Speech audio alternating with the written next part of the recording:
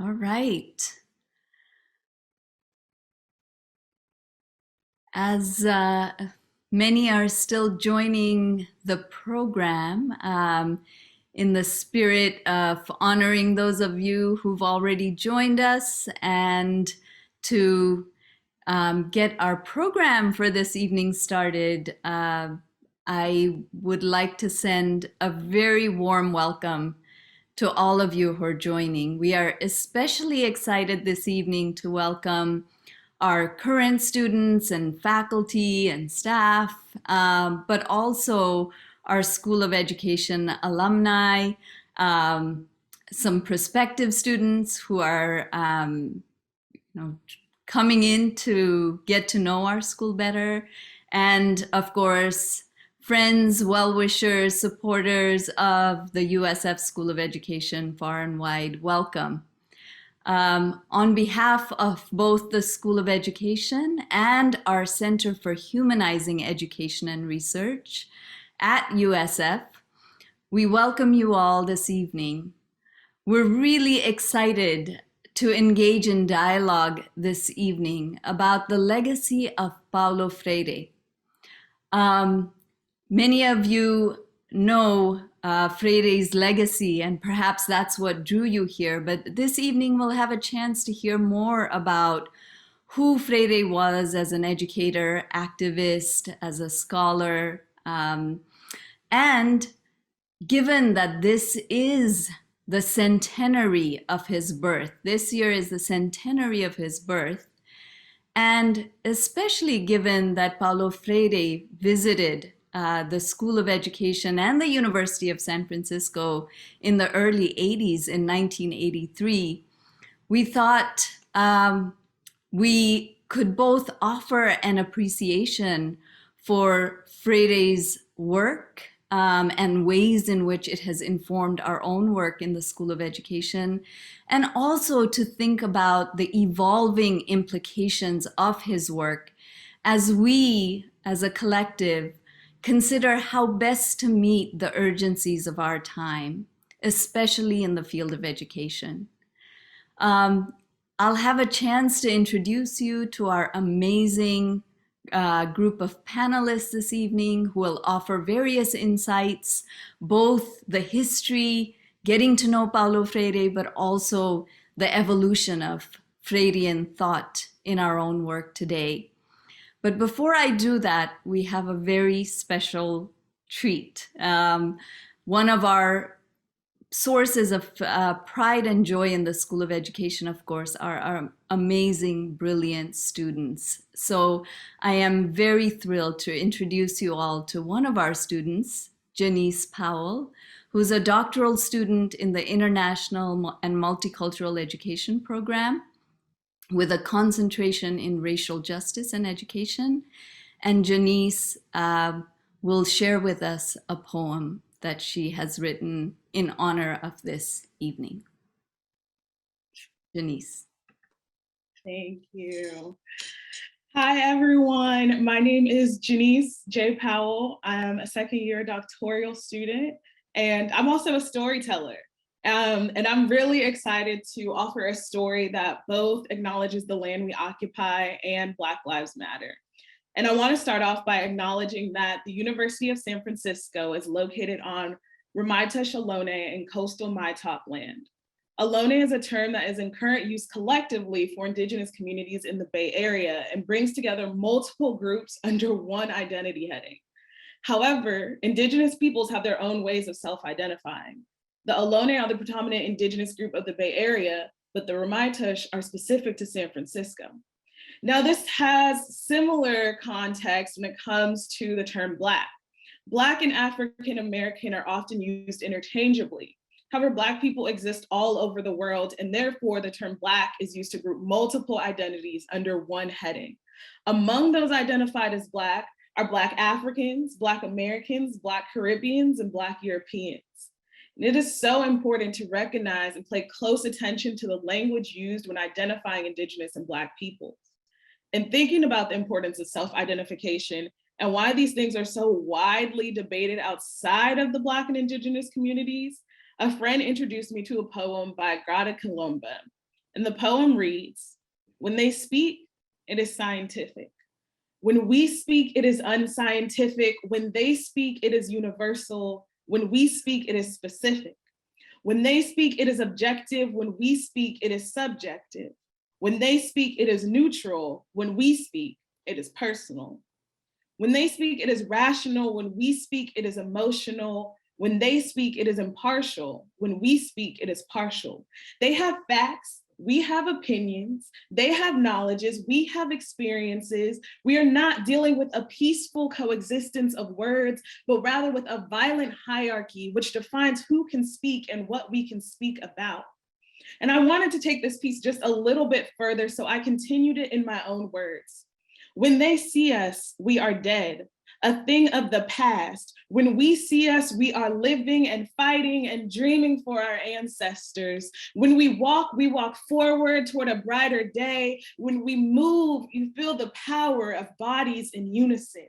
When we chant, we share our history that they tried to wipe away. When we yell, you hear the cries of the past and the celebrations of the future. When they hear us, they are frightened. When we speak, we change the world. When we self-identify, we take away their power to box us, to make us a check mark, to erase our history. We are the past and the present, the future and the joy. We are indigenous. We are Black. We define ourselves.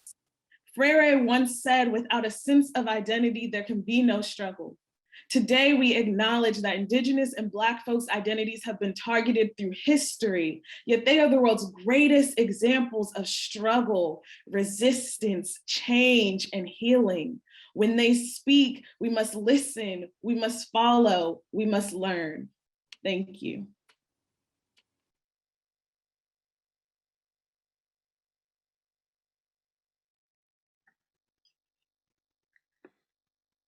Wow. Thank you so much, Janise. What a powerful way to start this evening. That was amazing. Thank you so much for sharing your art and your brilliance with us. Beautiful. And now you know why our students are our pride and joy. To those of you who just joined us, welcome again. We are really thrilled to have you all with us. I'm Shabnam Koirala-Azad. I have the great privilege of serving as the Dean of the School of Education.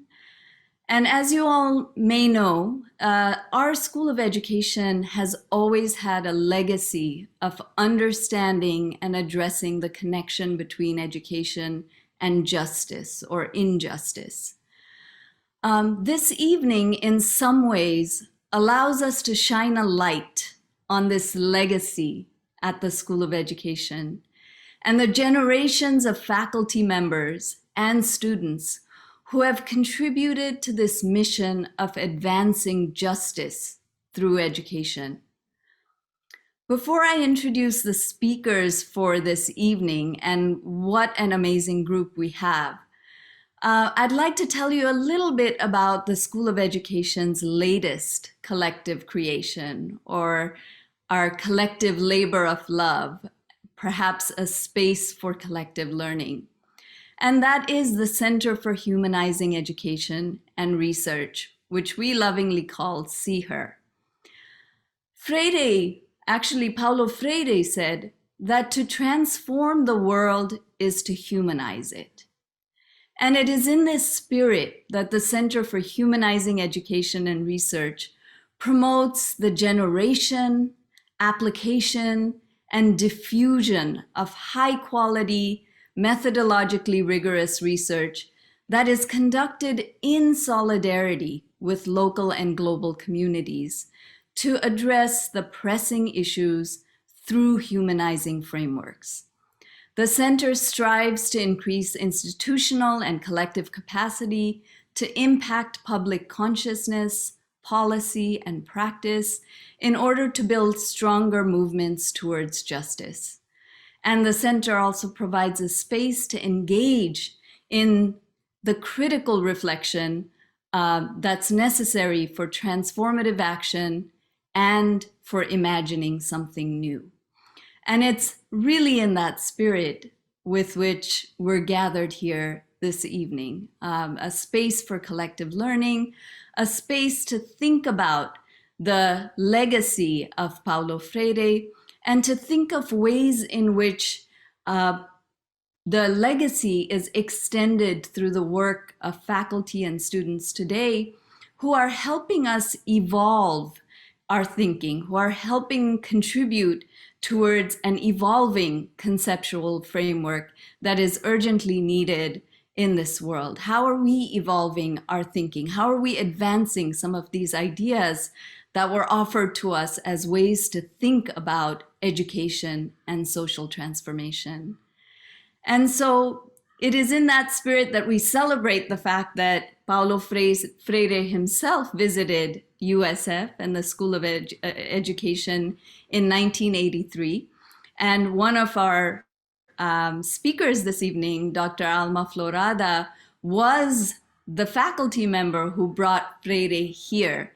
And I will say anecdotally that when I joined the School of Education many years ago, we won't say how long, Dr. Florada's work, was so present. Even though she had retired, we all knew of this amazing and impactful work that she had done. And so we're thrilled to have her with us this evening as well.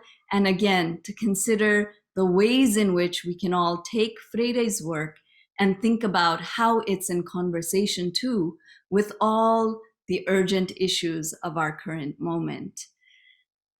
With that, I'll stop talking and introduce you to our panelists this evening. We have Catherine Murphy with us, who's a filmmaker and the founder and director of the Literacy Project, a multimedia documentary project on literacy in the Americas. She has produced content for PBS, Telesur, Avila TV, Pacifica Radio National, KPFA.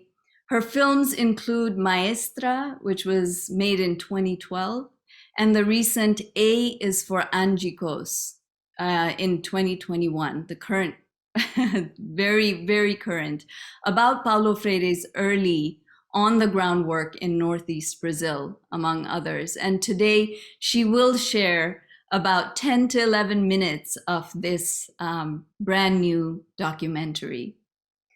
As I mentioned before, we also have with us Dr. Alma Flor Ada. She is Professor Emerita at the University of San Francisco and a leading figure in Latino children's literature. Her multiple awards for books that expands from poetry for the very young to adult novels include Pura Belpre and the Christopher Award. A powerful advocate for critical pedagogy and education for social justice, she has been awarded the prestigious OTLI recognition by the government of Mexico for her contributions to Mexican communities outside of Mexico. And finally, many of you know him. He is currently in the School of Education. Dr. Patrick Camangian is professor of teacher education at the University of San Francisco. His interdisciplinary research on humanizing education intersects critical pedagogy, critical social theory, and health science research to improve teacher quality, capacity, and retention, as well as to inform policies and practices impacting urban schools and communities. So again, with that, I am as eager as you are to hear from our wonderful speakers.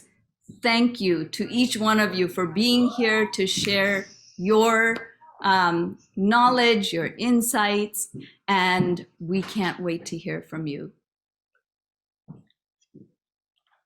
First, we have Catherine Murphy.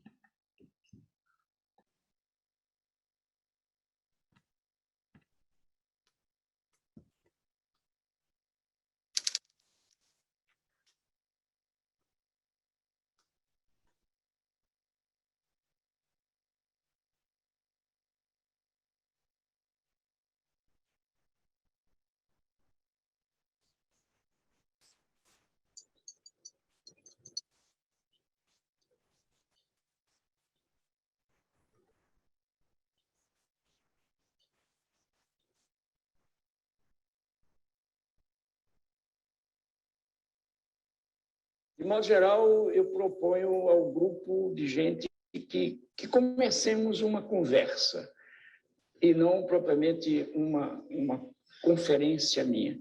Quer dizer, que se façam perguntas a mim. Se uma pergunta me apanha de surpresa e eu não sei responder, eu prometo a vocês que não minto, não.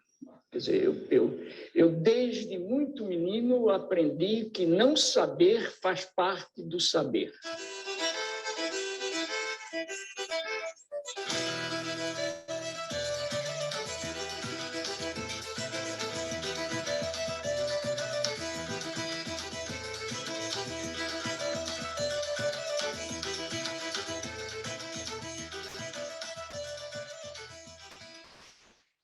Aí um dia, por acaso, a gente recebeu uma pessoa aqui falando no microfone aí pela rua, com esse povo que queria aprender a ler, escrever. Aí eu me deu aquela vontade. Eu já era mãe, mas eu morava mais da minha mãe. Aí minha mãe cuidava da minha filha, que tinha 1 ano, e de noite a gente ia para a escola. Foi bom demais. Porque só em a gente saber escrever o mesmo nome já é uma coisa grande. E quando eu fui para lá, eu não sabia disso. Em Angicos, uma pequena cidade no sertão do Rio Grande do Norte, à beira da antiga estrada de ferro, começaram uma revolução. É uma revolução de verdade, séria, bem organizada. Sua primeira fase durou apenas 40 horas. O alvorecer de autêntica reforma de base que está repercutindo em todo o Brasil e que possivelmente logo envolverá o país inteiro. E eu aprendi a ler, não muito, e 40 horas não dá para a pessoa aprender tudo quanto tem desejo. Eu sei fazer meu nome, já conheço meus direitos, e nós não tínhamos direito a nada. Não se tinha um documento, não se tinha nada. Aí daí começou a sabedoria do povo.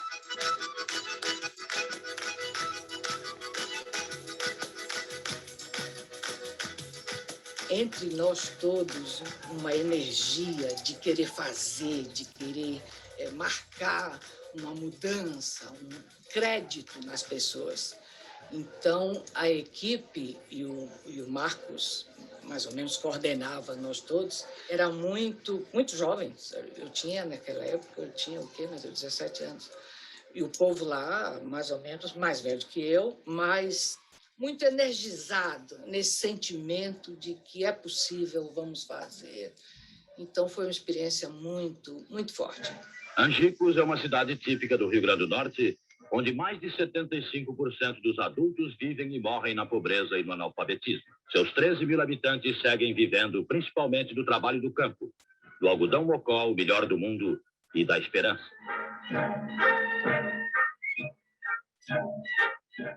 A Revolução de Angicos foi iniciada para acabar com o analfabetismo, o problema básico do Estado. Aqui nós temos o secretário de Educação, Calazans Fernandes, que era jornalista, Paulo Freire, 62, e alguns de nós. Éramos uns 30 aqui dentro. Quando o governo pediu a Paulo Freire, você topa trabalhar com a gente? Paulo disse, topo, com uma condição. Eu não admitia uso politiqueiro da experiência, do projeto, e eu exigia que a coisa ficasse nas mãos da liderança universitária. Que o trabalho seja com os estudantes, que eu tenha plena independência pedagógica e política, que não haja sequer visitas formais para não atrapalhar, e que a direção seja entregue a Marcos Guerra. Meu projeto de vida era outro, mas não tinha como dizer não. Em Angicos, nós nos reunimos todos os dias pela manhã, entende? Algumas vezes com Paulo Freire. Aqui está o Paulo Pacheco, que era da equipe de lá. Aqui um colega advogado, José Ribamar, Valquíria, advogada também, eu, advogado hoje, né? Eu, estudante de Direito, Carlos Lira, jornalista. Eu lembro que, nesse tempo, a minha mãe botava água na rua, lavava roupa nas casas, e a gente vivia em casa, né? Aí passava um jipe na rua, anunciando esse homem, Paulo Freire, que vinha alfabetizar as pessoas. E aí uns diziam que era bom, outros diziam que era ruim, diziam até que ele era comunista. Eles eram muito desconfiados, não é? Porque ele dizia que só aparecia coisas boas para oferecer no tempo de política, e depois passava a política, ninguém ligava mais eles. E então a gente teve que fazer um trabalho catequético mesmo, para mostrar os benefícios que traria aquele projeto para eles, e que nós não estávamos ali para explorá-lo, nem para pedir dadinha, não era para pedir voto, não, porque o processo era libertador. Eu tinha 6 anos de idade quando eu conheci a metodologia de Paulo Freire. Quando meu pai chegou do trabalho, eu pedi a ele. Eu disse, papai, se você for, eu quero ir também. Aí ele disse, vai, minha filha, não tem com quem deixar, vai todas duas. Eu e minha irmã mais velha. Eu aprendi sentada no colo do meu pai.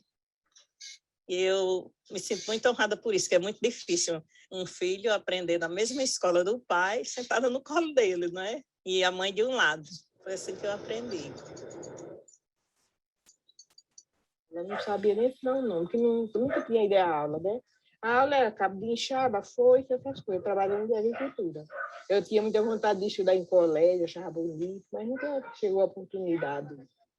A gente sabia, tinha consciência de que nós estávamos fazendo um laboratório. O laboratório tem um custo e tem um prazo muito curto, porque depois que você vai para a difusão geral, não reúne nunca aquelas condições ideais de um laboratório. Você tem aí um grupo de estudantes disponível 2 meses a tempo integral, gratuito, entendeu? Podendo conversar, discutir, refazer. Paulo Freire não tinha ainda o primeiro livro escrito, que foi Educação Prática da Liberdade. Tinha teorias, tinha proposta, tinha uma revista. Mas algumas das hipóteses não se confirmaram na prática. E Paulo, sendo um homem aberto, um cientista, lá nesses seminários, ele vinha cada 3 semanas. A gente dizia, professor Paulo, não deu certo isso, não. Ele ria e dizia, mas por quê? Como? Aí dizia, então vamos modificar a teoria. E então, na hora, nascia uma forma de substituir um pressuposto teórico. Era preciso desafiar, né, o adulto, ou os grupos de adultos analfabetos, desafiá-los a partir de certas representações da realidade concreta que eles experimentavam. Nessa representação aqui, e fazíamos slides, se vê facilmente um homem, tem em uma de suas mãos ele tem um livro, na outra tem uma enxada, um instrumento de trabalho, se vê uma árvore, se vê uma casa, um poço, pássaros, e evidentemente que não há nenhuma palavra escrita. E ao perguntar, o que vemos nós aqui? Isto. Evidentemente que eles começavam um processo de descrição do que está visto aqui. Mas na medida em que se perguntava, por exemplo, quem fez o poço? Ele dizia, mas o homem fez o poço, ou os homens fizeram o poço. E no momento em que você pergunta como fizeram os poços, no caso brasileiro, era, de modo geral, respondiam, fizeram trabalhando. Você pergunta, e o que é trabalhar? Quer dizer, numa discussão como esta, os analfabetos, em primeiro lugar, se reveem na situação concreta deles, da sua experiência existencial. Em segundo lugar, vão descobrindo, a pouco e pouco, que é exatamente através da ação que os seres humanos exercem sobre a realidade concreta que eles não fizeram, que eles podem transformá-la. Mas, na medida em que transformam essa realidade, eles criam produtos do seu trabalho. E esses produtos terminam por constituir-se em elementos culturais. Então, o analfabeto, nesta hora, por exemplo, percebia que transformar a realidade com o seu trabalho, com a sua ação e a sua reflexão, é uma forma de criar e recriar o mundo.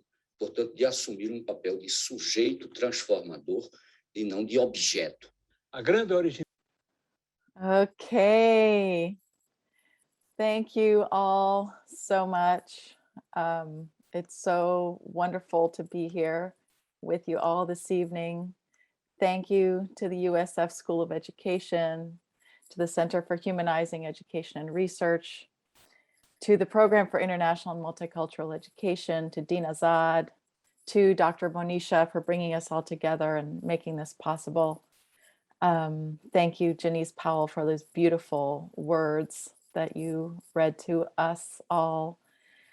I'm really honored to be part of this event and with this really moving panel of liberation educators, and to be able to share a piece of this film, our film, A is for Angicos, which is focused, as you saw, on the early work of Paulo Freire.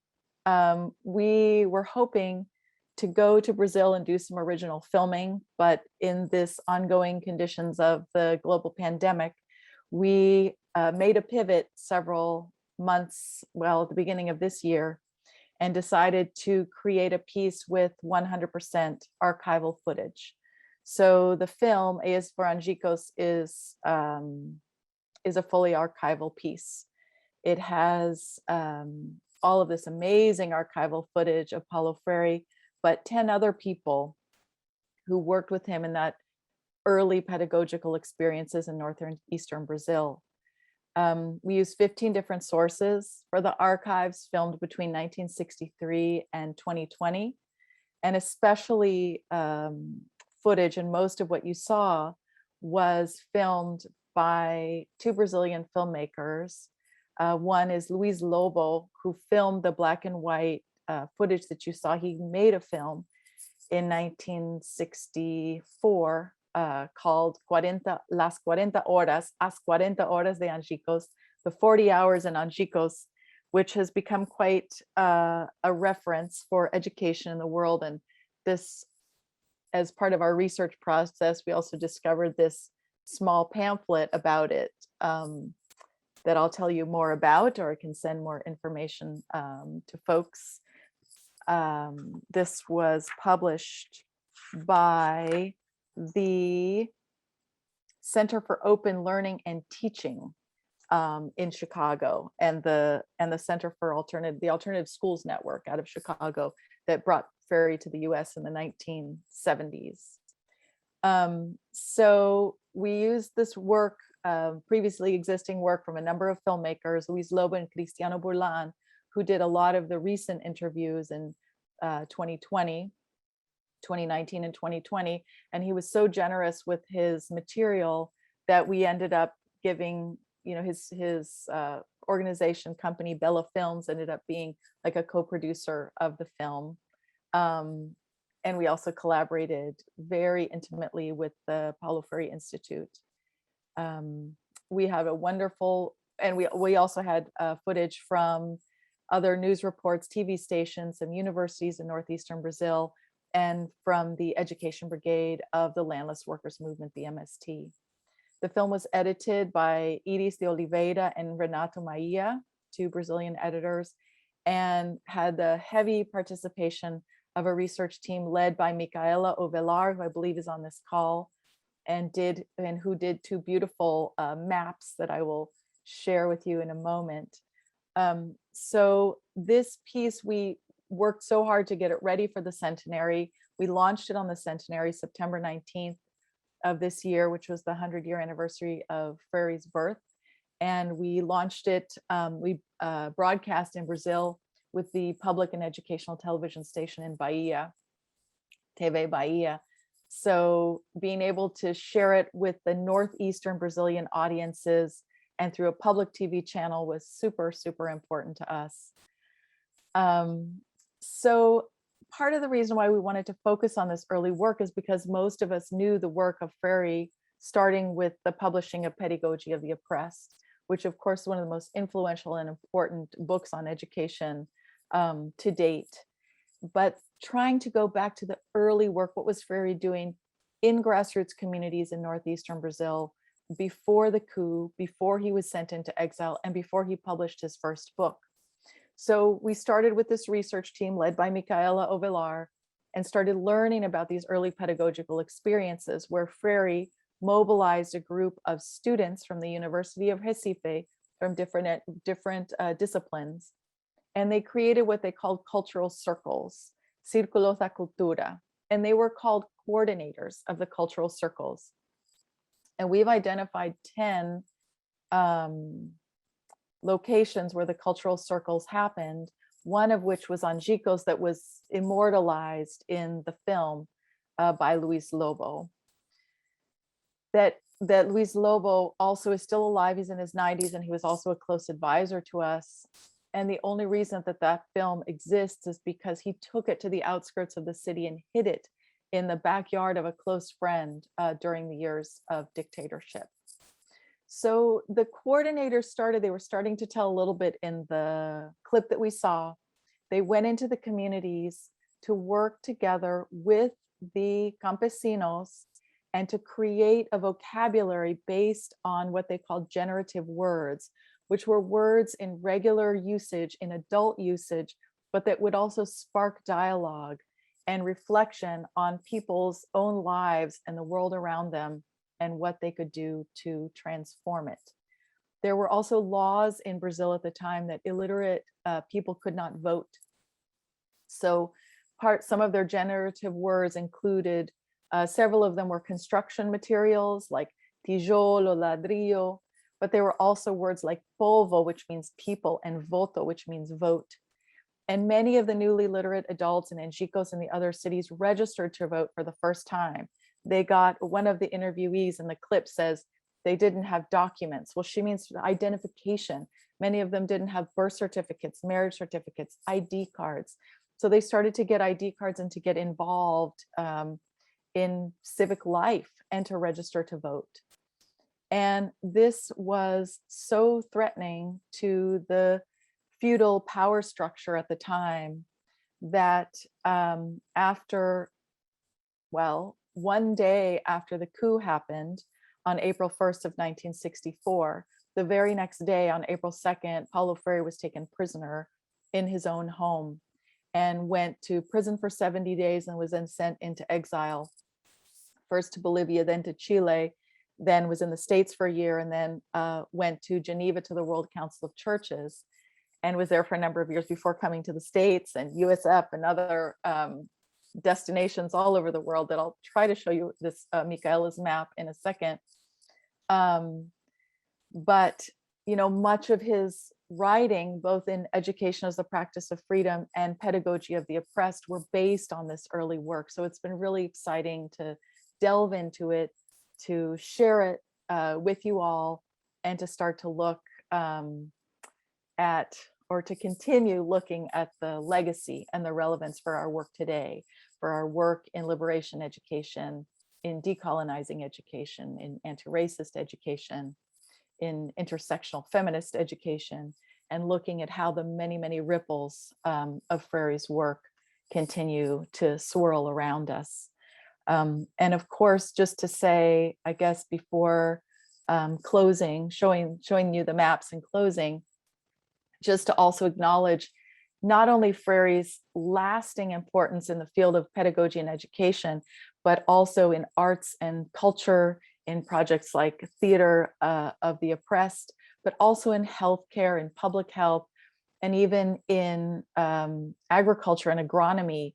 There's a whole popular education project in Cuba that's working with agronomists to try to help them realize that to engage Freirean philosophy and practice, to work together with campesinos, not as superior knowledge holders, but as co-creators. And so, you know, again, the Freirean ripples are in so many fields. So let me see if I can share these two maps with you one by one, or maybe both at the same time. How about that? I'm trying to get them here. And I will screen share with you all for a moment. First, I'm going to show you share these here, these two maps. Oh, can I move them? This map that Micaela is working on, it's still in process. You see the red dots are where the cultural circles happened in the Northeast before Freire was sent into exile. And then after his years of exile, when he returned, he started an adult literacy program called MOVA, which began in Sao Paulo and then spread throughout the country, which is also part of what we're looking to deal with more in our next film. And here, this is Micaela in the top right-hand corner, dressed in red, presenting on her research around all of the places that there's documentation that Freire actually went and lived. Guinea-Bissau and several countries, newly independent countries in Africa, most notably Guinea-Bissau, but also other countries in West Africa, in Nicaragua in 1980, in the Sandinista literacy campaign, and many, many, many other parts of the world. So it's just amazing in one life to touch all those red points that you see. So thank you, Micaela, for this work, and this is going to continue, and we'll share it with you all. So I'm going to stop my screen share and just by closing to say that this special film, A is for Angicos, we made for the centenary, but we're moving on to more work about Freire, looking to do a feature-length piece next year, looking a lot at the legacy, and very, very interested in talking with you all, any of you whose paths crossed with Freire and whose life and work has been influenced by Freire. So I'm also really looking forward to the conversation tomorrow night and hope that you'll join us. And with that, I'll just say thank you again and pass the word back.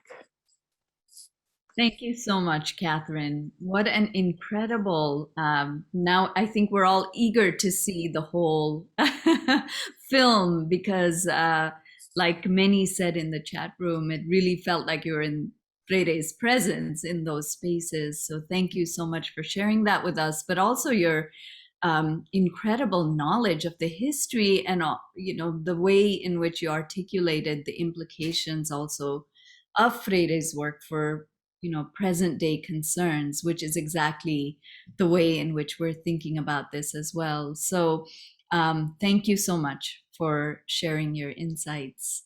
And to everyone here, please, if you have questions for Catherine or any of our speakers, please feel free to drop them in the Q&A chat, and we will be sure to kind of address them.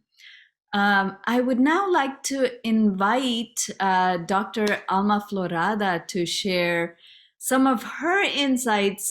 Just prior to getting together, we were able to hear a little bit about, just that incredible moment of having Paulo Freire at USF. But also, I think one of the things that really stood out was that space in which both Dr. Flor Ada and Freire were present was just filled with so much joy and dynamism. And I think that's a beautiful theme. It's a big goal for us in the School of Ed as well, as we think about how do these spaces we create, how can we infuse them with joy and insight and dynamism and support. So Dr. Alma Flor Ada, again, we're so thrilled to have you with us. Please, you might have to unmute, and then we would love to hear from you.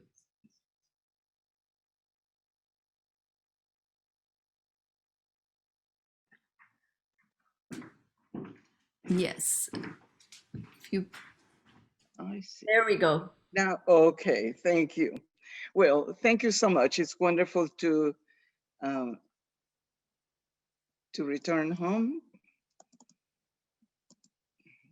No, hay imagen, Isabel.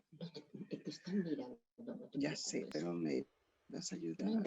We can hear you. It's perfect. Well, you can see me? Yes, we can see you, we can hear you. Okay, wonderful. I can't see myself, but that's perfectly fine. I don't need to. First of all, thank you so much for the invitation, but thank you so much for this recognition of Paulo's centennial of his extraordinary legacy. To summarize the experiences, my personal experiences and the experiences of Freire at USF, it would not really be possible in this brief presentation. So I am really going to focus on words from the students themselves, following Freire's emphasis on dialogue. I went ahead and asked a few of the students, of the graduates, former students, to tell me by email in which way have Freire's presence at USF most impacted them. Now, personally to me, Freire's words came first into my hands on mimeograph copies. Most of you are too young to even have seen this way of reproducing text on paper in this full of ink and not very readable many times copies. Someone had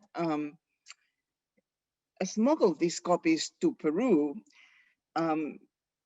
which had a very repressive government at the time. The copies came from Chile. They were copies of Freire's lectures in Chile when at the time he was in exile. And we shared them in the patio of the Universidad Católica del Perú, where I was a doctoral student. And at the time that Gustavo Gutierrez was there along us, beginning to dream his theology of liberation. I was far away from home and family, and all of a sudden, I didn't feel alone anymore because in Freire's words, I have found a mentor. Now, one of the strengths that I believe students and I derive from Freire's influence was the development of a strong sense of community, which encompassed from newly admitted students to doctoral candidates and former graduates. And I want to acknowledge that I would not have been able to guide as many students to the completion of their dissertations without that spirit of community and their understanding of the value of learning together and learning from each other. Now, one amazing achievement of the doctoral students at that time was organizing the Reading the World Conference, which received its name from Paulo's teaching that to read words, it is necessary to first learn to read the world. This conference was really amazing because even though it was only a weekend at a time, we used to have between 4 and 6 keynote speakers plus a number of workshop sessions. And more than 80 keynote speakers were brought to USF and the Bay Area at that time, as well as a large number of authors that led workshops. Most of those authors today have received great acclaim. And of course, the keynote speakers were already some of the most recognized nationally and international authors and scholars. Jack Sipes, internationally recognized scholar and author, author of the Norton Anthology of Children's Literature, which is key book on the trade, and the 4 volumes of the Oxford Encyclopedia of Children's Literature. lauded the conference as one of the best conferences of children's literature he had ever attended. And then supported this statement with his actions. The first time he came in 1998 for the first conference, we had invited him, but from then on, he came several more times to be a keynote at his own expense, because he knew how difficult it was to for this self-supportive conference to bring the figures we did. And that similar willingness to return several times after their initial invitation at no cost to us was shown by Ashley Bryan, Junko Yokota, and Naomi Shihabnai. And I hope you recognize these names. Now, born as a class project, Reading the World was managed by students and graduates during its 11 editions, contributing to strengthen the community of students and to expand that community to the Bay Area educators. So it was a great outreach to the whole Bay Area that would flock to this conference every year.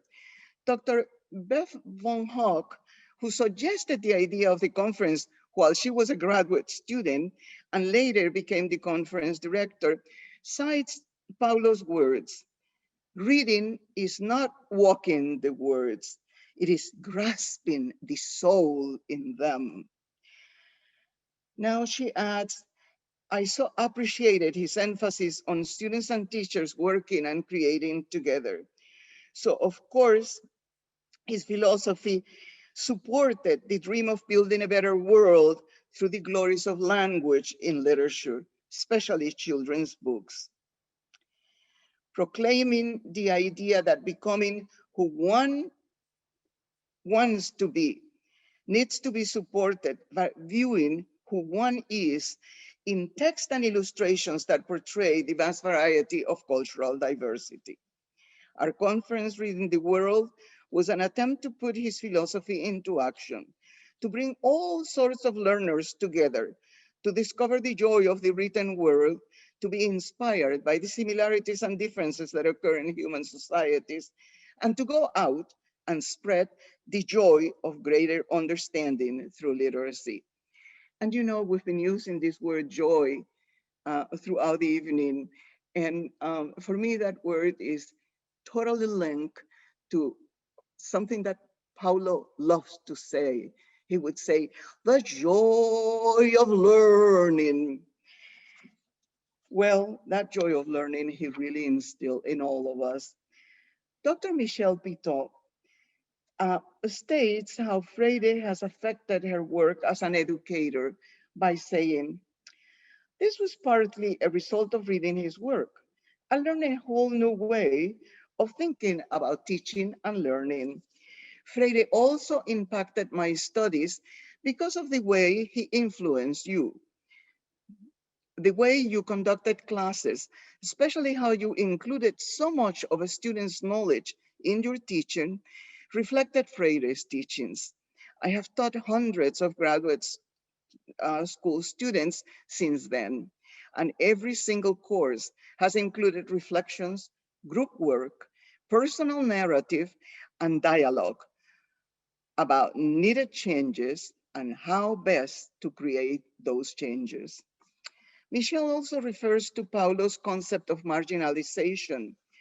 I've never forgotten that Freire wrote about how marginalized doesn't mean that oppressed people are pushed to the margins, but that they are in the middle of all parts of society, yet undervalued and exploited. And adds, my belief in the power of transformative learning has guided my efforts as a teacher, therapist, executive, and even as a mother. And finally, she makes a powerful statement. USF changed my life irrevocably.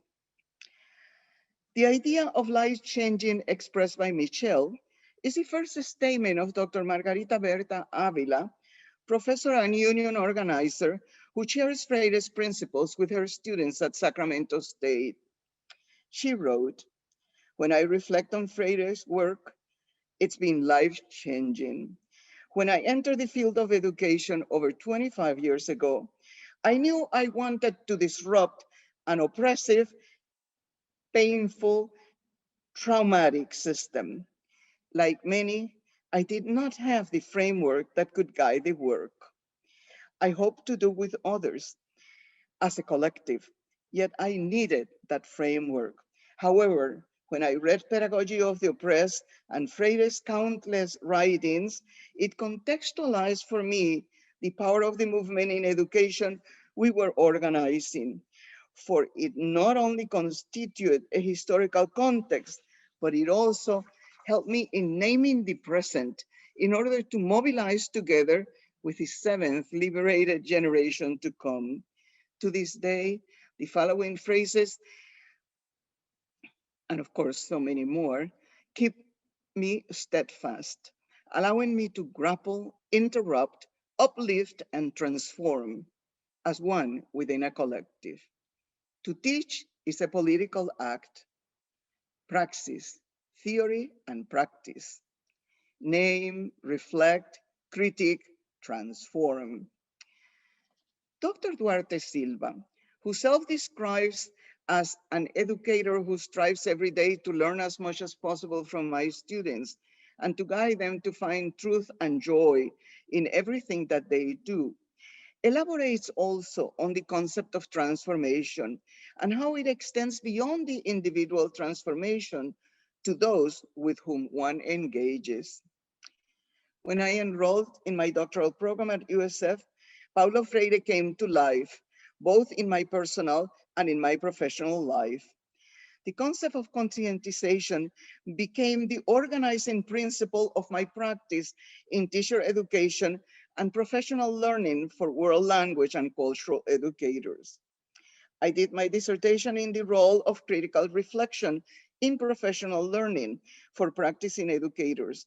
And to this day, those educators that were my participants share that it was a transformative experience for them as it was for me. Now that I'm formally retired and on an emeritus status from Stanford, spending most of my time volunteering in a variety of community organizations in the San Joaquin Valley, the philosophy of Paulo Freire is guiding my volunteer work. It has not ever been more critical than it is at this time. I do not have to share with you that the last administration did everything possible to oppress and dehumanize farm workers and immigrants in general. Bringing our beloved Paulo's message to these communities has been a beacon of hope and light to many, and for that I am ever most grateful. Dr. Inez Gomez had a long-standing relationship with Freire. She originally met Paulo in Chile and later attended his one-week seminar for scholars at Stanford, where I had the pleasure to meet Inez. As a faculty member, she had the opportunity to invite Freire to the University of Santa Clara. When Paulo knew she was enrolling as a doctoral student at the IME program, he spoke very highly of her to me. Dr. Gomez says, my research work, including my doctoral dissertation, very much influenced by the critical and ideological encounter within the culture of silence, as well as by the pedagogy of the oppressed.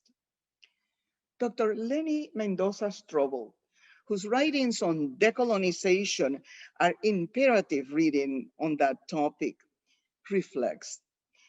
Paulo Freire gave me the language to describe my experience as a colonial, post-colonial subject. When I read Pedagogy of the Oppressed, it became the framework for the process of decolonization for post-1965 Filipino Americans that eventually became my dissertation, and it continued to be my model for transformative education in the courses I taught at Sonoma State University. It was my initial experience in the integration of the heart, the affective, and the mind. Thank you. Recognizing the presence of Paulo Freire in today's higher education, Dr. Marla Lowenthal shares, Growing up in Chicago during the civil rights movement, being arrested, jailed unjustly, and seeing firsthand how power is enacted to stifle opposition, I was terrorized and radicalized. If the power structure would go to great lengths to harass a powerless 18-year-old white girl, what would it do if you were a person of color working to end poverty and oppression? I saw what happened to the Black Panthers. But what could I do? Then I read Neil Postman's Teaching as a Subversive Activity. What I could do was teach. And I did teach critical thinking and human rights for years.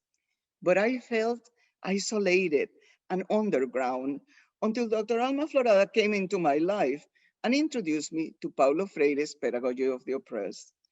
What a remarkable man. What amazing ideas. My awareness of social injustice was broadened.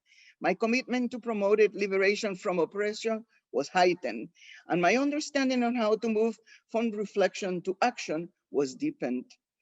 Freire noted that teaching was a subversive activity. For anything that liberates people from their oppressors is subversive. Getting people to question the status quo, to work for human rights, to criticize ideological bonds is dangerous.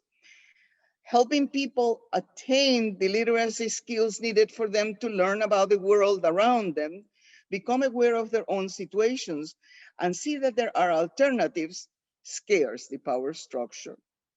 Paulo Freire showed courage, and he showed that those of us who wish to teach liberation and human rights need courage too.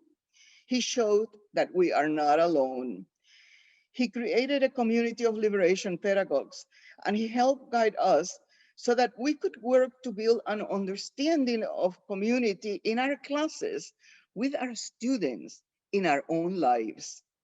In many ways, today's education focus in the United States institution of higher education to make people more aware of human rights, systemic racism, social injustice, prejudice, and power has Freire to thank. I personally have Paulo Freire to thank for making me a better person, teacher, and global citizen. Dr. Nancy Jean Smith, Professor Emerita at Cal State Stanislaus, has written a beautiful letter to Paulo, which I trust she will be sharing tomorrow. From the letter, I have taken a paragraph, which, like Peter Baird's song, O Paulo Freire, speaks to Freire's living in our actions. Addressing Paulo directly, Nancy Jean says to him, "It was my great fortune to have learned directly from you and to feel the care and love you held out. We are now living in dangerous and difficult times, extreme times, times that you would recognize. The monster has not changed really. It takes new forms, and cruelty remains our collective nemesis. But we have your example, your language, your clarity to guide us. Were it not for these, I would despair. But I do not. I know that your work is connected to a greater stream of critical consciousness that is now guiding so many of us. We are not alone. You are still with us, albeit not in physical form. I know you are present. I see your values, your work, and your thoughts all around me. And I know you're smiling on the good work being done." Gratitude is expressed by action. Every one of the students cited here, and I am sure all those who were touched by Freire's life and words have found the ways to transform their gratitude into their life actions. They have also wanted to give others the opportunity for learning and reflection they receive at USF, and have created a Paulo Freire Fellowship, an homage that I know would have meant a great deal to Paulo. Now, in honoring Paulo, I would also like to honor the former and present USF faculty and students in whose lives the ideas and ideals that Freire hold have turned and are continue to turn into action.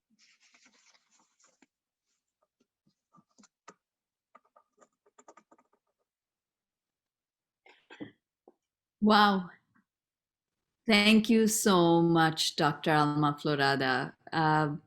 What an amazing set of testimonies, not only from students and about how Paulo Freire and his insight and his concepts affected their work and their worldview in terms of reading the world, but also such a huge testament to your work as an educator and how you introduced students to Paulo Freire's incredible work. And we can see the lasting effects, not only through the students you mentioned, but even today.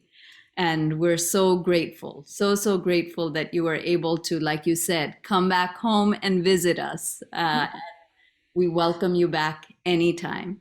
Thank you so much. And in the spirit of continuing the evolving understanding of Freire's work and application, I would love to invite our professor of teacher education, Dr. Patrick Camangian, to share some of his current work and insights.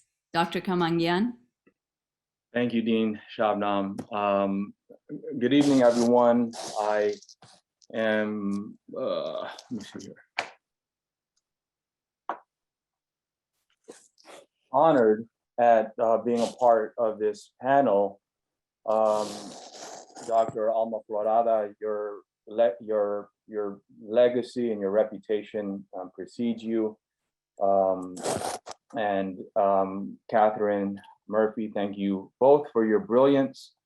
I want to thank Professors Monisha Bajaj and Emma Fuentes as well as the Center for Humanizing Education and Research Steering Committee for having me here today. I'm truly humbled.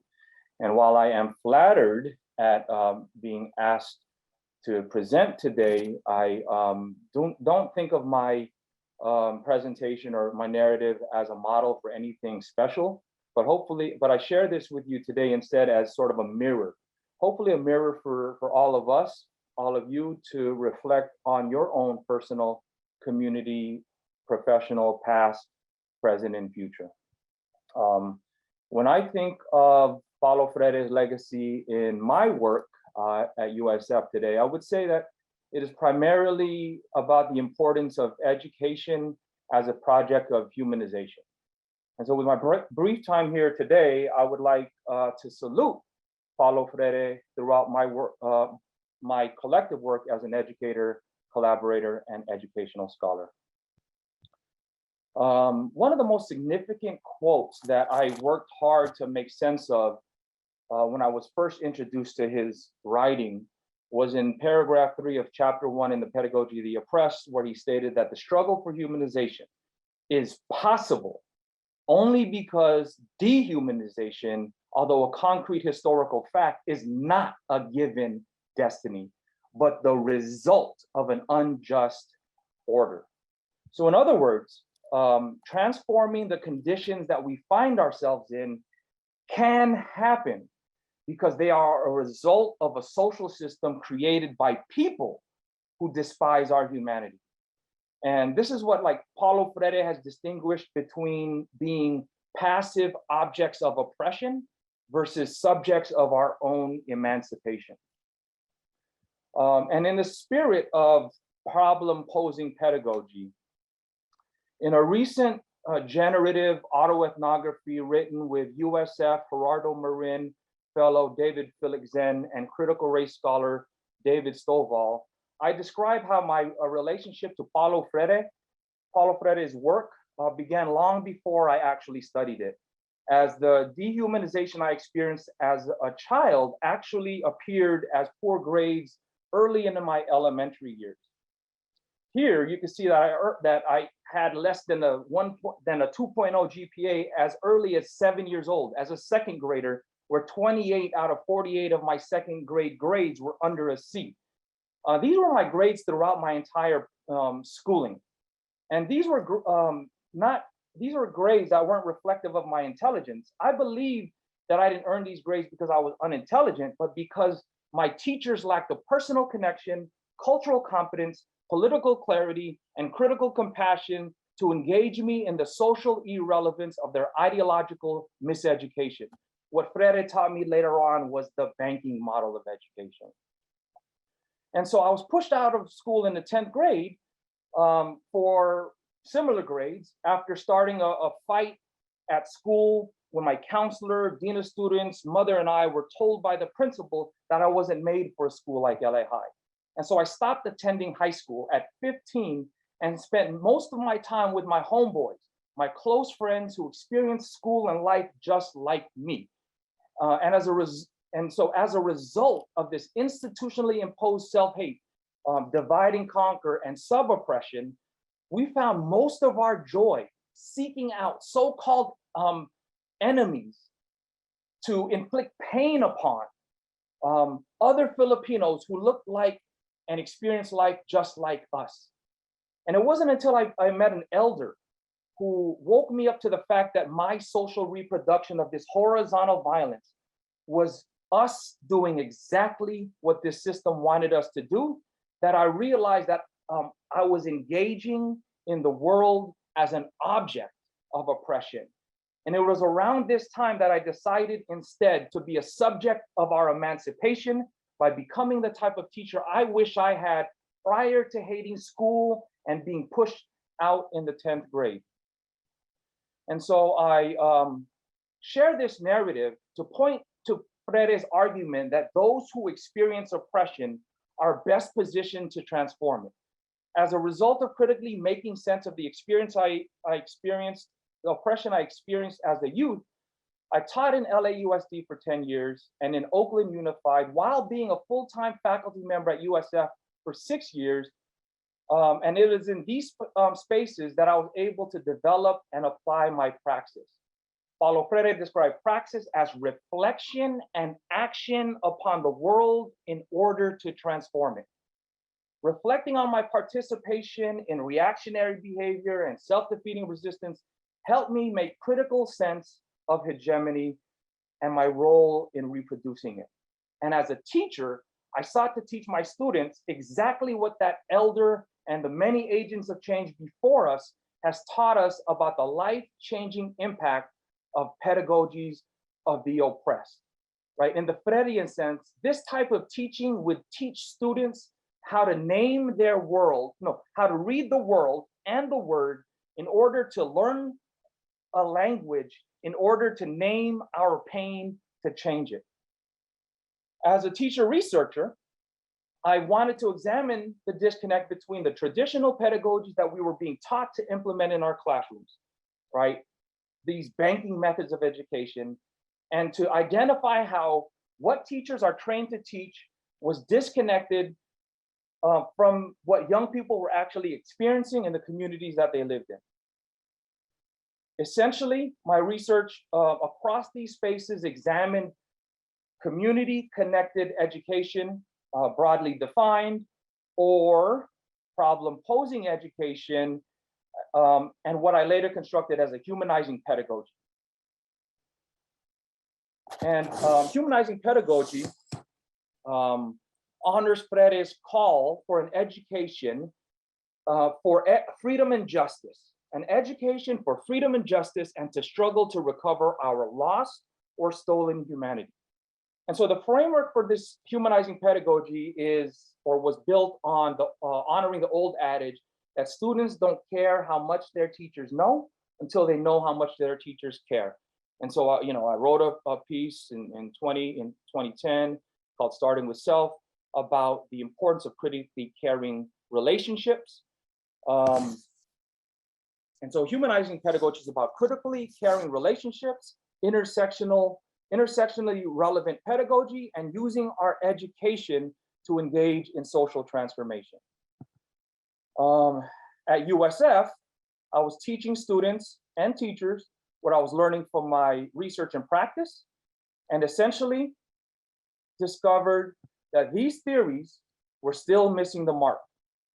As so many of these practitioners would report back that they designed a humanizing pedagogy, but students, quote, did not care about their learning. And so at this point, I turned to the health sciences and found that unless we connect what we teach to the social and emotional health and well-being of young people in front of us, we would continue to miss the mark. And at the same time, if the health sciences and social and emotional learning did not learn from humanizing frameworks, then it would continue to reproduce the ahistoric and hegemonic forms of banking methods of education and dehumanization. And so what I found by turning to the health sciences to construct my work in socially transformative urban education was that the sweet spot happens when humanizing pedagogy leads to an education for humanization. And in a recent article in Race, Ethnicity, and Education, me and my colleague, friend, and comrade, Stephanie Cariaga, we define humanization as knowledge and love of self, solidarity, and self-determination. And so in the teacher education program, I informally co-coordinate the urban education and social justice program with professors Noah Barrero and Rick Ayers. And we are nationally recognized, yes, nationally recognized for identifying, recruiting, and supporting 74% teachers of color for a profession that is roughly 84% white. And additionally powerful is that this program served practical organizing purposes for me, as many of the students and alumni helped form the organizational basis for an educator organization I co-founded in Los Angeles, the San Francisco Bay Area, and Chicago, called the People's Education Movement. And this was a space where we worked to normalize anti-colonial, humanizing education nationally. And while we're not currently locally active, and while we are not, and while we're not currently locally active, we had a strong 8-year run, and we still take on key leadership roles in the Education for Liberation National Network and our organizing of the Free Minds, Free People Conference with other activists across the country.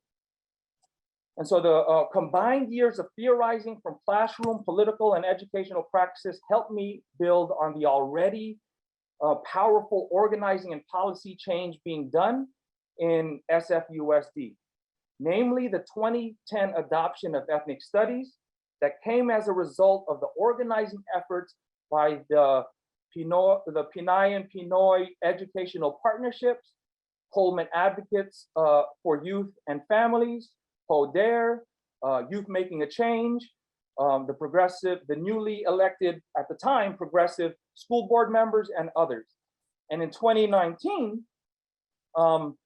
the SFUSD school board, by virtue of me working with lead ethnic studies Nikhil Lad, who is an adjunct instructor for us in the teacher education program, as well as longtime SFUSD teacher Art Nelson Concordia, who has moved to Santa Barbara to roll out ethnic studies there, as well as, and through their advocacy, I got in the room and presented, this framework, this research, these theories to Commissioner Allison Collins, Jenny Lam, Mark Sanchez, and student delegates Betzabe Herrera and Jet Sandoval. And together they wrote the policy on equity studies to implement humanizing learning experiences for all students pre-K through 12 in SFUSD based on the framework that was published in Race, Ethnicity, and Education.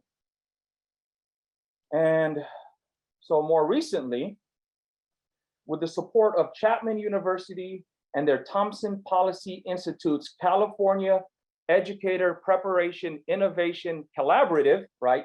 Cal EPIC for short. And shout out to Charlotte Evanson, who I saw hit the chat, who is I forgot the title, but like the lead for systems change. I know I got it wrong. And who recently edited a book called Freirean Echoes, right? So look out for Freirean Echoes. Well, through the support of Cal EPIC, we are part of a statewide 5-university network to advance intersectionally relevant critical teacher preparation to our programs and local districts, centering anti-oppressive, disability justice, and health science, trauma-informed, healing-centered, culturally sustaining critical pedagogy.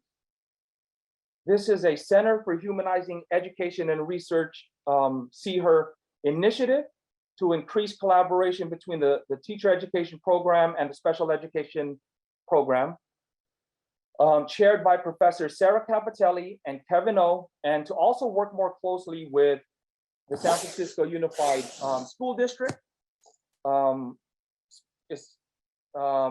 the Humanizing Learning Experiences policy and its related deeper learning framework led by Supervisor Nora Hausman. And so I share that with you to illustrate the ways in which Paulo Freire's legacy has been present in my life as a person, as a teacher, as an organizer, and as an educational scholar. And while I agree with the old narrative that points to the contradiction that we cannot rely on institutions who are birthed off of oppression to provide us the educational spaces for us to find our liberation, I would rather than submit and simply become objects to that traditional status quo way of thinking, I would rather collaborate with others to be subjects of social transformation and be a part of projects where we normalize education as projects of humanization, starting with ourselves as individuals, collaborating with like-minded others to form a critical mass, and use institutional resources to benefit the communities we love with an education in our own image, in our own voice, and in our own interest. And that, for me, is how I like to salute Paulo Freire's legacy in my work at USF. Thank you so much.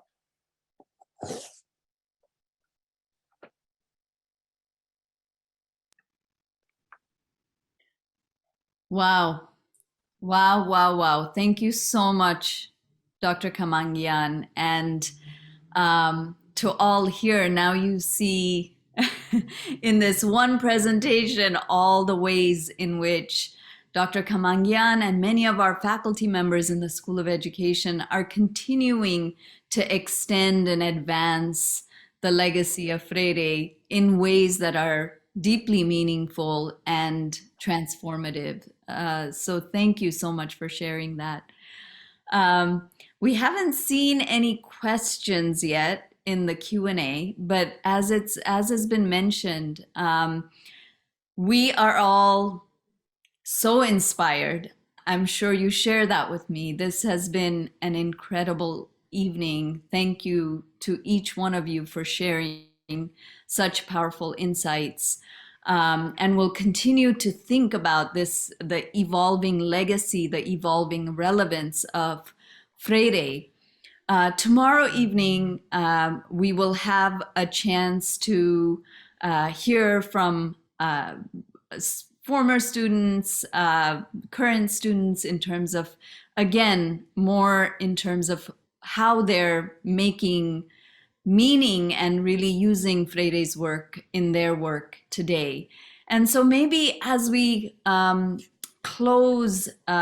move towards closing this evening, one question I might ask each of our incredible speakers this evening is, Patrick,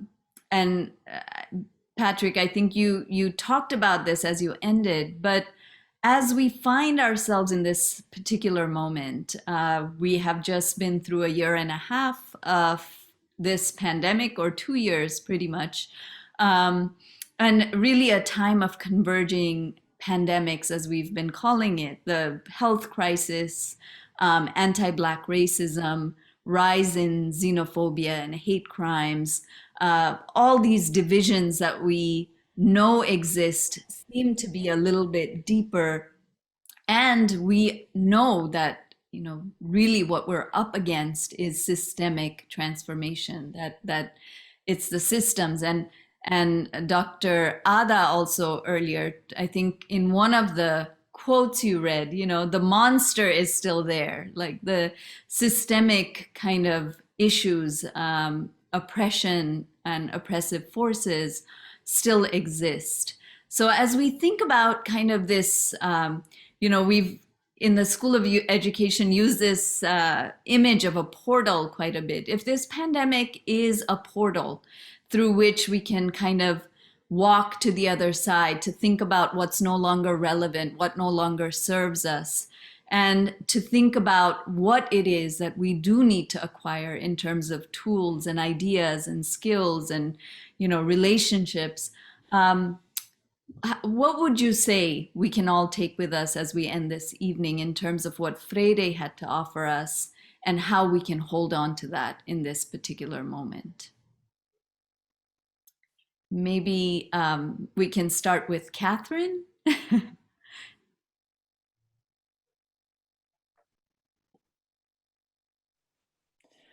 I feel like I'm asking myself this every day. And as a documentarian, also really wanting to ask other people. So I don't know that I have the best answer. I guess I just think all of these things, and listening to Dr.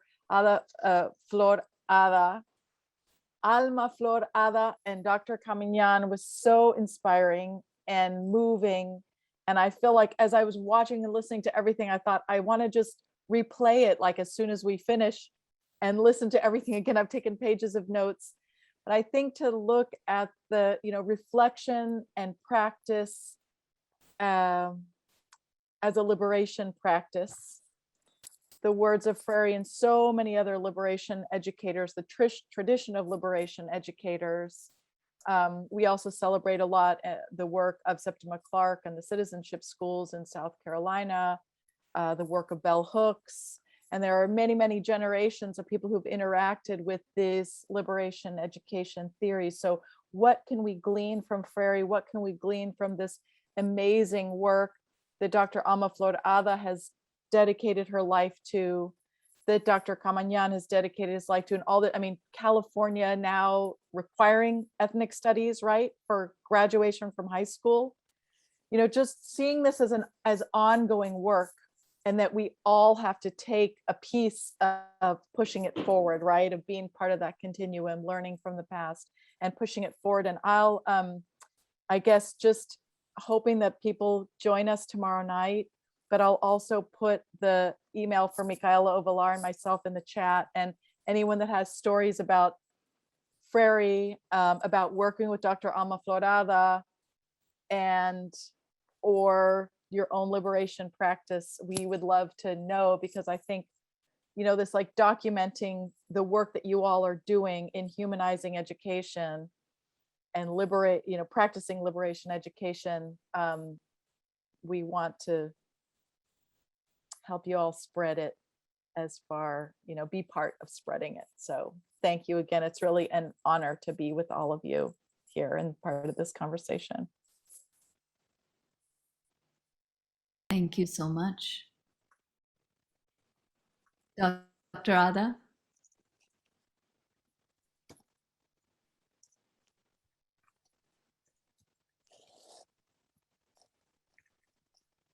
You might have to press the unmute button one more time.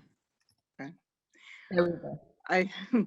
I'm very moved by the expressions this evening. I want to thank Catherine so much for bringing Freire visually and allowing us to hear his own voice and see his own expressions. And it was, it's a wonderful film. I've seen it before, but it was perfect to have it here tonight. And I'm very impressed by the work on humanizing education. I think it's outstanding, and you all must feel very, very privileged in a way to have the opportunity to take education to this standard that it should have always been essential to it. I think that one important thought, maybe two, from Freire is, once he modeled courage to us. He was brave and did not hesitate to reflect and represent and act what he believed. And I think that courage has to begin internally. Before we act, we have to really do that liberation process on ourselves, to really know how much our thinking has been influenced, and how,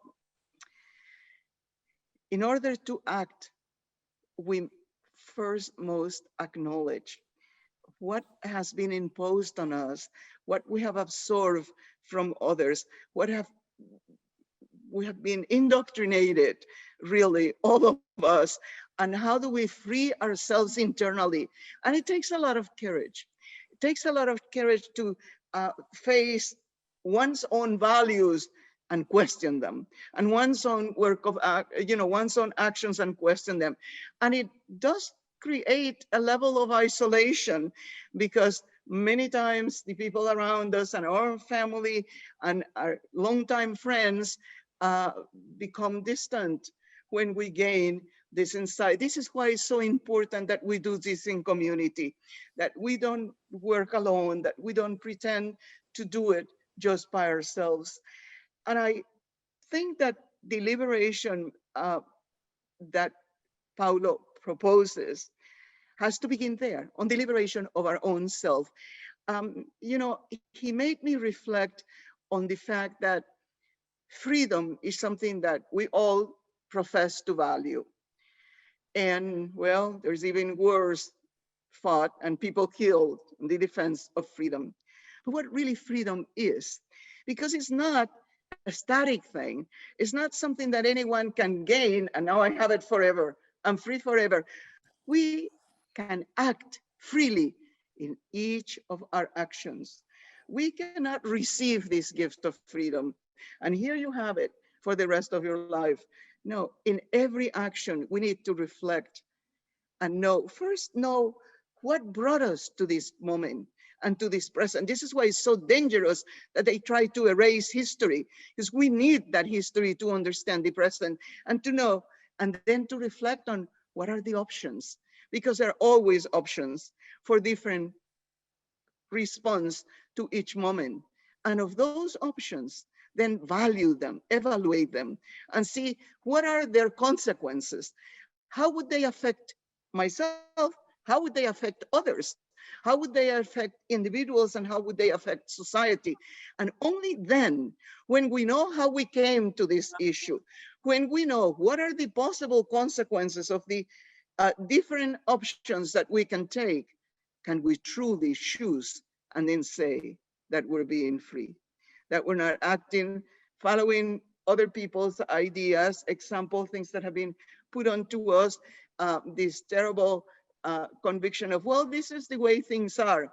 No, no matter what things have always been like, we have the freedom, if we enact it, if we make our determination to do that. And I have so much to thank Freire for. And one of my students said, I still call them my students. Well, one of my former students said that, and Michelle Pito, that Freire had influenced all aspects of her life, including as a mother. And I have to tell you, I hope that my daughter will speak tomorrow and share. And I know she didn't want me to say this, but she was a very young, still a very young person, when one day she came to me and said, you talk so much about Freire that I decided I was going to read that Pedagogy of the Oppressed, and I have. And then she said, but you know what the problem is? Freire is wonderful. Everything he says is fine.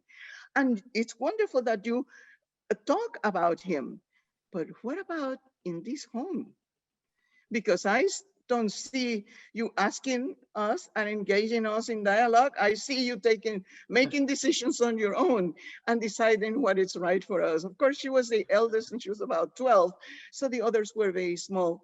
But it was a profound challenge, and I had to take it and be honest with her. And I have so much to thank Freire and my daughter Rosalma for this, because indeed we had a very different dynamic from that moment on.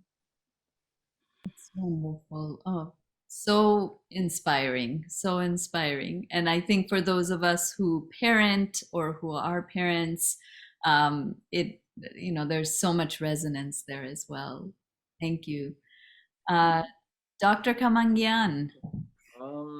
I would, probably echo Dr. Ada by saying that the importance of critical self-reflection and unlearning our privileges and to redistribute power along intersectional lines is fundamental to our growth as educators and collaborators. That what oppression meant in the 1970s and the 80s is different than how we understand oppression to this day. We must account for the varying intersecting systems of oppression, because we might find ourselves sort of advanced in one sort of social analysis that we have been working on untangling in our lives, but reproducing forms of oppression in another intersecting form of subjugation that we have been reluctant in growing in that regard. And so we need to think about both oppression and resistance from intersecting perspectives, so that people, multiply marginalized people, can still unite for a common purpose against a common oppression, to achieve a more complex notion of humanization across difference. And I think that requires also not doing that, as Dr. Ada said, in isolation. How do we, in this pandemic, when we've become so remote and so digitized that our connection to larger collectives of socially transformative agents of change is made so difficult, and we've become comfortable in our homes, from our living rooms, to engage others remotely. Paulo Freire talked about that kind of comfort in a way through like the fear of freedom.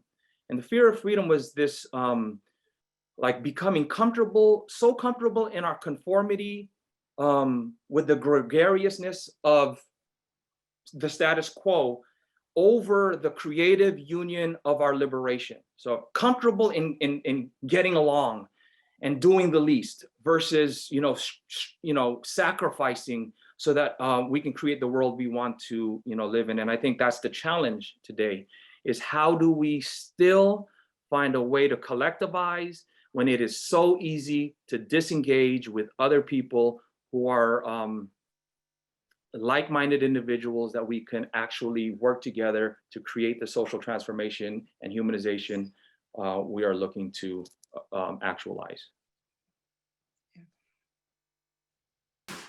Wow, thank you. Thank you all so much. Time has just passed us by, and therefore we have to bring this conversation this evening to a close. I want to thank each of you so much. So many important reminders just in this hour and a half together. The purpose of education, really, asking that question, what is the purpose of education, is something that Freire inspired us to do. And you have each kind of inspired us to think about that again as the present conditions of the world unfold, thinking about decolonizing education, thinking about education for freedom and justice. As Patrick mentioned, thinking about, recovering our lost humanity in some ways really rings true these days. And so what is that? The role of critical self-reflection and understanding ourselves, but understanding ourselves also in relation to others, and critically understanding the role that relationships and relationship building plays in laying the foundation for a new type of society. Thank you for all these amazing reminders. There's more tomorrow, folks. For those of you who want to be in this conversation, who want to continue, please join us tomorrow. Details are in the chat. thank you again to the See Her Steering Committee, the Center for Humanizing Education and Research, to Dr. Monisha Bajaj, to our amazing IME student, Jasmine Gota, who's been helping us tremendously behind the scenes today, Dr. Emma Fuentes, chair of the IME department, to all our students, faculty, staff members who joined us this evening, alumni, and everyone else. You are all a part of the extended School of Education family, and we hope that you will continue to engage with us. Thank you so much.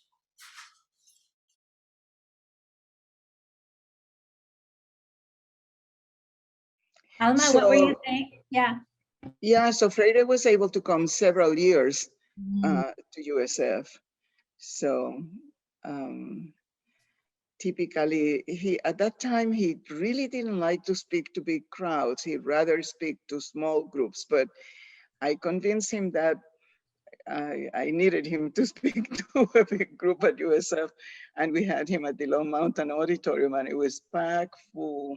Wow. So, and then but he had been previously meeting with his students and with some activists of the area, and so he was really happy with the people he was meeting, and he was happy to see how much the students have read of his work and how good questions they had for him. So it was all a very joyful experience every time he was. Oh, it's wonderful.